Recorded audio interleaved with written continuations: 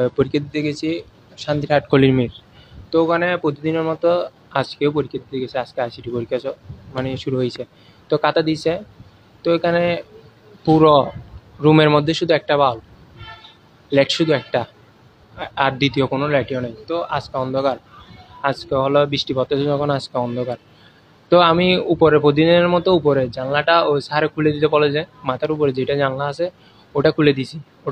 ওখানে ভিতরে যে সাপ ছিল ওটা আমি জানি না। তো সাপে কামড় দিছে, আমি সাথে সাথে স্যারকে বলছি। স্যারও বলতেছে যে, আমি বলতেছি আগে পরীক্ষা দিয়ে ফেলি তারপর চিকিৎসা করবো। স্যার বলতেছে না, পরীক্ষা আগে চিকিৎসা করে আসেন, তারপর যতটুকু সময় আপনার ব্যয় হবে ততটুকু সময় আমি আপনারে দিব।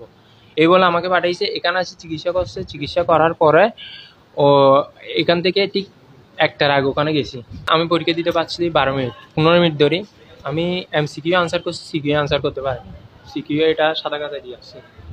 তো আমি স্যারকে বলতেছি, আমি তো এরকম হলে ফেল যাব, আমাকে কিছু সময় দেওয়া হবে। এরকম কোনো সময় নেই। ওনারা যাওয়ার সময় বলছিল যে মানে তোমাকে যত ঘন্টার পরীক্ষা তত ঘন্টার সময় দেওয়া হবে, ১ মিনিট এদিক সেদিক হবে না। কিন্তু আমাকে ১৫ মিনিট সময় দেওয়া হয়েছে।